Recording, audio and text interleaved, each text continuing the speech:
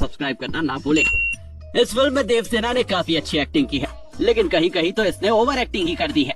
आप इस सीन को ही देख लीजिए। जब देवसेना सैनिकों से लड़ रही थी तो उनके बीच में एक सिंगल कपड़ा था, लेकिन अगले ही सेकंड जब देखते हैं तो उस कपड़े के सैकड़ों टुकड़े हो जाते हैं। लेकिन कमाल की बात तो ये है कि किसी भी सैनिक को खरोच तक नहीं आई। अब पता नहीं ये देवसेना ने कैसे किया। बाहुबली फिल्म में वैसे माँ और बेटे का प्यार बहुत गजब दिखाया गया है, लेकिन आपको वो सीन तो याद ही होगा जब राजमाता सो रही थी और बाहुबली उनके हाथ में हाथ को पकड़ता है तो फिर उनकी आँख खुल जाती है। ऐसा लगता है कि बाहुबली ने गुदगुदी करके राजमाता को उठा दिया है। जब बाहुबली एक मटकी से हाथी का अभिषेक करता है तो पहले तो मटकी काफी टेढ़ा होने पर भी उसमें से कुछ नहीं निकलता, लेकिन जब उसमें से हल्दी निकलती है तो ऊपर से दिखाई जाता है कि वो हल्दी हाथी के सूंड पर गिर रही थी। लेकिन जब उसे नजदीक से देखा जाता है तो वो तो उसके सिर पर गिरते हुए दिखाई गई थी। लगता है कैमरामैन अपने एंगल को सही करना भूल गया था।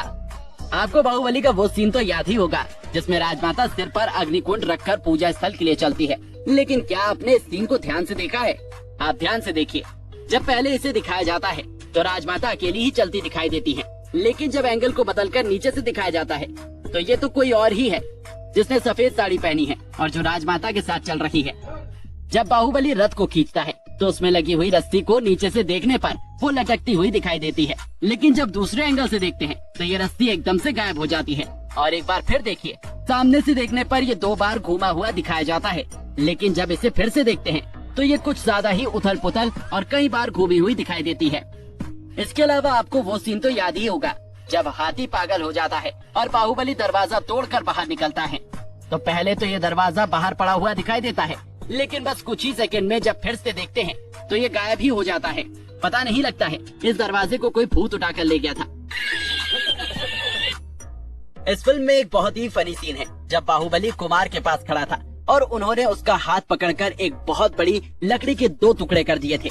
लेकिन आप इस छोटी सी क्लिप में देखेंगे, एक पल तो बाहुबली कुमार के बिल्कुल पीछे खड़ा था, लेकिन अगले ही पल वो लकड़ी को काटकर दूसरी साइड भी खड़ा हो जाता है। अब पता नहीं ये डायरेक्टर ने कौन से सस्ते नशे करके शूट किया था।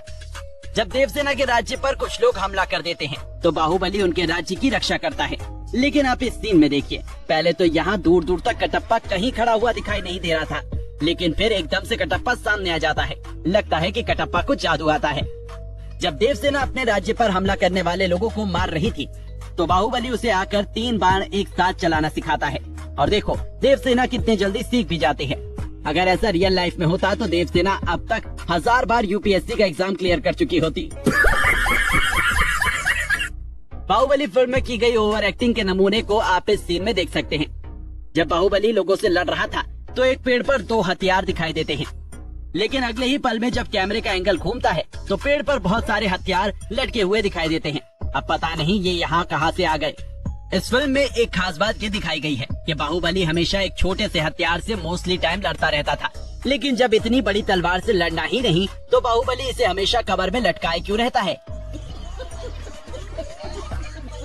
अब ये तो बाहुबली ही जाने कि वो ऐसा क्यों करता था। बात कर लेते हैं अगले सीन की। तो जब देवसेना के राज्य पर हमला हुआ और बाहुबली ने उन सभी की रक्षा की तो इसके बाद में देवसेना उनके ऊपर तलवार रखकर पूछती है कि सच सच बताओ कौन हो आप। और अगले ही पल वो पूछती है कौन हो तुम। शुक्र है डायरेक्टर ने तीसरी बार बोलने को नहीं कहा, नहीं तो देवसेना कहने वाली थी अबे साले कौन है तू। खैर जोक एक साइड है, लेकिन ये कुछ अटपटा ही लग रहा है कि पहले तो आप बोल रही थी और फिर तुम बोलने लगी। तो ये थी हमारी आज की वीडियो। वैसे आपको क्या लगता है, बाहुबली 3 भी बाहुबली की तरह ही सुपरहिट हो पाएगी या नहीं? हमें कमेंट करके जरूर बताइएगा। अगर आपको वीडियो पसंद आई है तो इसे लाइक करके हमारे चैनल फिल्मी जासूस को सब्सक्राइब करना बिल्कुल ना भूलें।